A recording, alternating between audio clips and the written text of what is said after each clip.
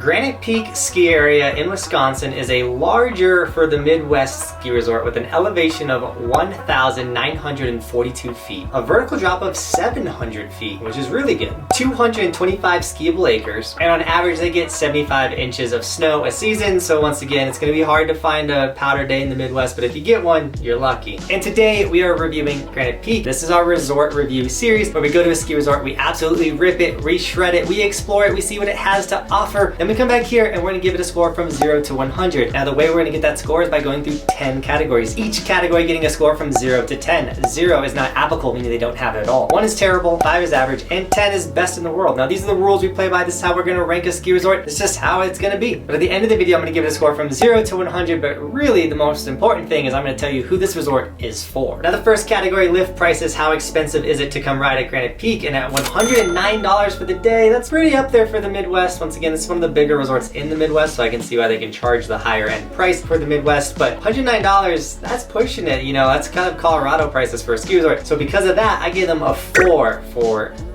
lift prices. Now lodging, ski in, ski out. Can we stay at Granite Peak? Sadly, you cannot, but they do have this thing on their website where they recommend places to stay. They have like a whole itinerary of all the places close to them that you can stay at, which is super rad. And whenever a resort does that, we at least give them a 1 for lodging. Now ease of access, how easy is it to get to Granite Peak? And sadly, this one's not so easy to get to. Now you're driving in the Midwest, you don't have to worry about mountain roads or anything super gnarly, but if you flew into Milwaukee, you're looking at a 3-hour drive to get to this ski resort. You might be able to fly into Green Bay, but you might be spending more money to do that, and that's only an 1.5-hour drive, but it's going to be a little harder to get to this ski resort. It's kind of like in the upper part of Wisconsin, in the middle, kind of like it's just hanging out there. So because of that, I gave them a 5 for the ease of access.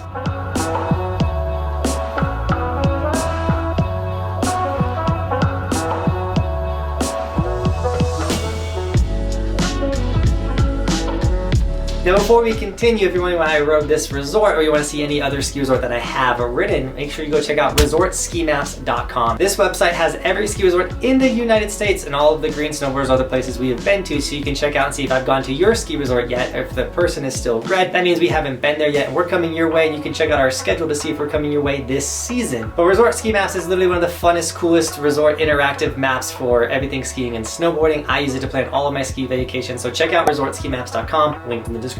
Now lifts, we got to get up the mountain, and how are their lifts? Well, they have 5 lifts. One's a high speed, so it gets you up pretty quick, and they also have 2 surface lifts. That one accesses the lower part of the park. Overall, like, you're going to be riding a chairlift to get to their terrain parks, and they're like not the newest, they're not the oldest, they're not terrible lifts. So when it came to lifts, I gave them a 4 for the lifts. Now runs, they do have a 700-foot vertical drop, meaning they got some steep spots, which is really rad. You can slide down them, really fun. You can kind of get in the trees. They did have some side hits, and if they get that 75 inches or more in a season, you might actually be able to dip into the trees a little bit and ride some runs. And in total, they do have 60 runs for you to ride. They also have like different sections on the map. It looks like they're like different zones. So you can spend part of your day in one zone and then ride a different zone, or you can just ride the terrain park. So overall, I think their runs were pretty fun. I gave them a 4 for the runs. Just watch out for the big, massive hole in the middle of one of them. That will get you.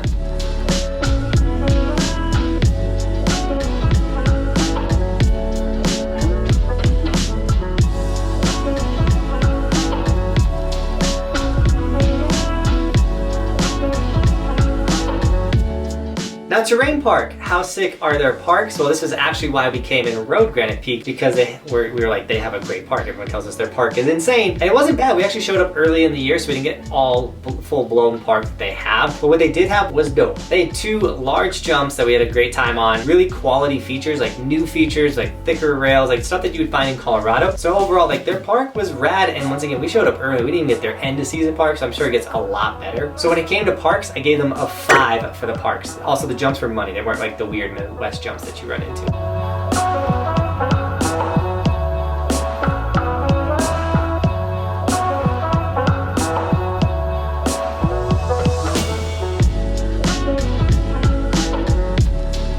Now if you're enjoying this video, consider snagging some Evolution stickers. We do have a ski version for all the skiers out there. Throw it on the side of your helmet or your boards and let everyone know you are a part of Team Buckhouse. The merch really does support the dream. It's how I get to do this for a living. So thank you to everyone that is snagging the merch. If you do snag it, tag me on Instagram and I'm following back one person a week that is snagging the merch. So shout out to you guys. Now food, you gotta eat when you're on the mountain. How is their food? Well, it's very typical Midwest lodge food. We went in there to warm up, but also saw they got like hamburgers and things like that. They do on their website recommend like fine dining and things as well, which is really cool for them for doing that. But overall, when it came to food, I gave them a 5. Now views and scenery, we're in the Midwest. The only really view you get is a sunset view. It's kind of just like looking over some woods. You are a lot taller with almost 2,000 vertical feet, but the view is not that incredible, so I gave them a 2 for the views.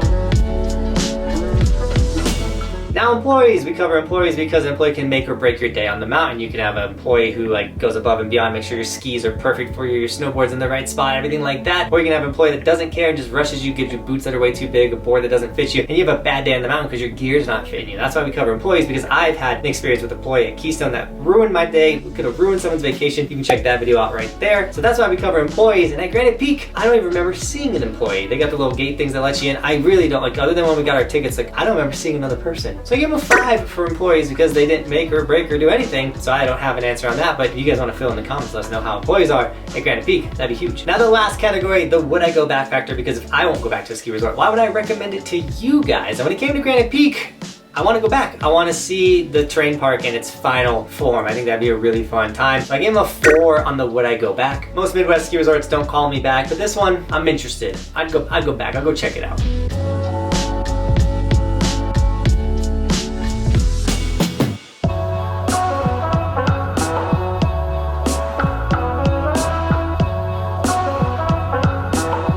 But once again, if you're enjoying this and you want to see if I reviewed your ski resort, check out the resort review playlist. We literally have covered so many ski resorts. And if you're trying to plan a vacation, checking out which one's got the top ranks and things like that, that might be a good place to start. So check out the resort review playlist right here. Or once again, on resortskihouse.com, we actually have all the resorts listed for you on the website. All right, now the score from 0 to 100, what did Granite Peak got? They got a subscribe.